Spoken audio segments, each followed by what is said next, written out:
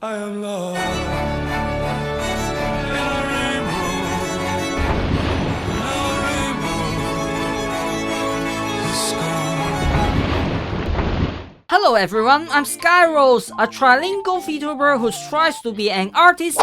Okay, today let's continue. Welcome to the Anime Brief History Part 2. For those audience didn't watch the Part 1 previously on the anime history. In the Part 1, the Toei Anime has built a successful film producing system. The Ghibli studio had included the scene setting and the layout system into the anime production procedure. That's the most important thing in the anime history.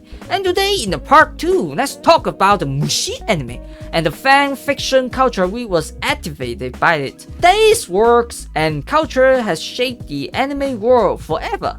The Mushi Anime series has two branches. The first one is closely related to the camera language.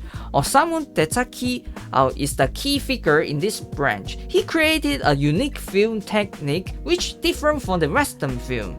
The second one is closely related to the sci-fi. Okay, let's start with the first branch. Because the work within this branch has not a great connection with each other, so I decided to introduce these two important works only. Tomorrow's Show and Aim for the Ace. But it doesn't mean the other works aren't good or boring. They just don't fit into the topic, that's all. The first anime is Tomorrow's Show. Tomorrow's Show means a lot to the anime industry and teenager in that era. It was also the first Tezuka directing film. He tries a lot of new methods to describe the inner activity. There were lots of fresh ideas, very interesting, but immature. However, later these kinds of skills were mature and reached its peak in 1979. With the releasing of Aim for the Ace film. The most splendid thing is the art exaggeration. Tezuka, he didn't follow the realistic world physics or the strict college guideline. The scene and the background will change its shape along with the character. All these creations are designed to show the character's inner activity. Whether she is nervous or excited, sad or happy. Tezuka always captured the mood and translated it into the camera language. It demonstrates the power of a heart. The world itself changes along with the character mind. It's very romantic and poetic. For example, shaking hands with the idol you love only takes a few seconds, but for the fans, it means a moment she won't forget in the rest of her life. So, Tezuka do the same thing as well. He enlarged the critical scene of the film to a great level.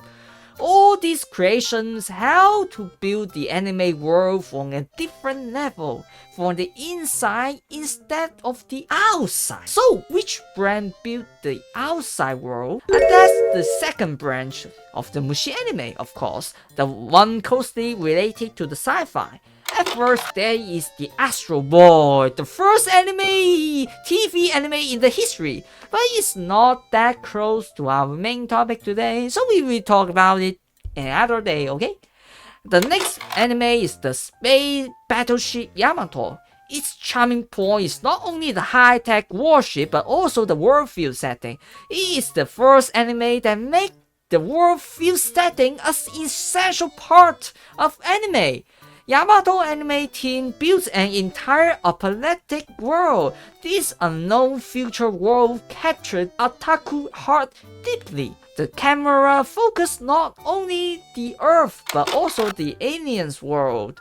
The special technology and the building these details enlightened people's curiosity. Therefore, even the Yamato TV anime was finished, the fans still crazy about it. They started to build fan community, and therefore the fan fiction culture was born. Finally, Yamato opened the second anime boom. After the boom, the time has come to the year 1979. The Gundam have inherited this anime boom. It ignited the Japan sci-fi anime. Some people even consider the Gundam as the classical work too, just like the Ghibli works. The best thing about Gundam is the rigorous technology setting and the large worldview. Yoshiyuki Tomino team even wrote an entire history for Gundam. All the scene in the anime just show a tiny spot of an entire world. There are 7 colony groups in the first place. By the time the Gundam main story begins, 4 out of 7 were destroyed by the war, so we never have the chance to know any of them. In other words, there are things that happen outside the anime, and that completely roast people's passion for creation. Fans started to create all kinds of fan fiction. The fan community and fan culture arose quickly. It means the Gundam had successfully brought the series outside the TV screen. In the meanwhile, the rigorous technologies also increased the reality of the giant robot. This Gundam success represented the maturity of the first generation otaku. They were able to understand and consume more profound works. Shonen animation was heading to a glorious period at that time. Then, about 9 years after the Gundam, the next key point in anime had arrived: the Akira, created by Katsuhiro Otomo. If the worldview setting before the Akira is huge and dedicated, then you could say that the Akira world setting are realistic and dedicated. Toei Anime and Mushi Anime finally both absorbed this realism, becoming a unique style for Japan anime. Otomo designed the anime with crazy realistic physics. For example, when the building collapses, the mirror will be broken due to the pressure. After the fall, the building will show rebars. All of these crazy details shocked the anime industry entirely. This anime realism had conquered the Oshimamoru deeply. Later, he created the Mobile Police Per Labor and the Ghost in Shell series. Both works are amazing, and the Ghost in the Shell became one of the most famous cyberpunk work in the world.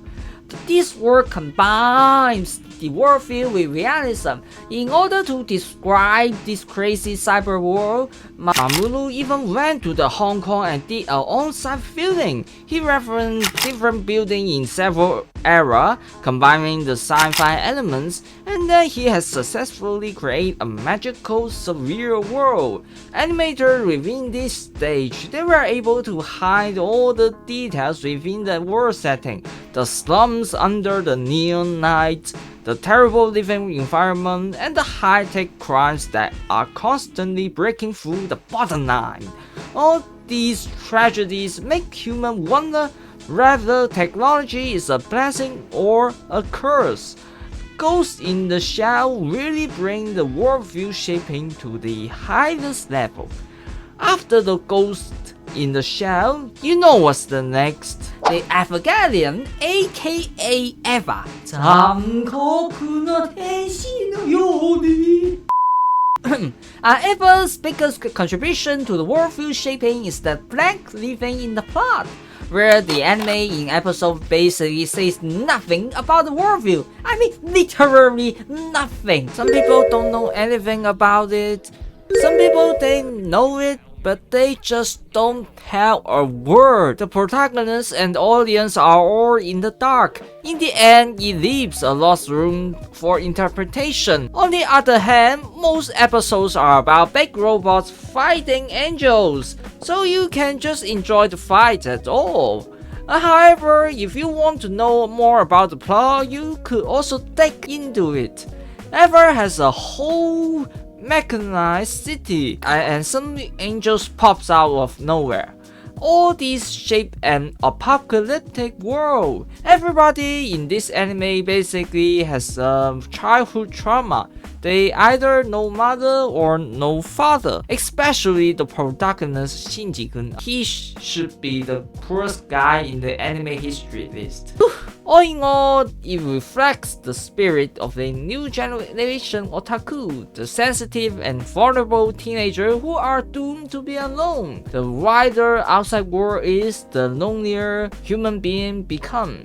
This sense of isolation exists in all the post-industrial societies. I mean, even in the reality. How can we understand each other in such society where everyone inside has a great war? Why the Japan 80s and 90s city pop suddenly become popular among the youth? Because we never change.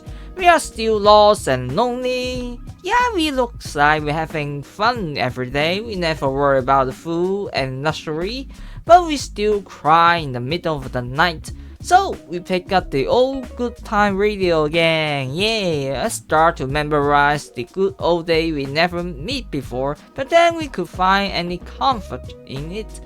Anyway, back to the topic. Eva is absolutely a masterpiece. Although he speaks of the riddles all the times, I leave one lost a string of consciousness readings, but don't know why we just go crazy about it. Everybody dislikes the Shinji-kun, but we all find a sense of sour youth within this character. That sensitive and embarrassing teenage time. Oh, so the best thing about the Mushi Anime is blurring the line between the reality and the anime. It just make people get addicted to it. Thanks for watching today. Yeah, I know I said I will finish this series in 2 videos, but plans change. I will introduce the Shinkai Makoto series in the next video. If you interested in my video, please leave a comment and subscribe my channel. It will mean a lot to me. This is Sharou channel, a VTuber who tries to be a romantic artist. See you next time, bye bye.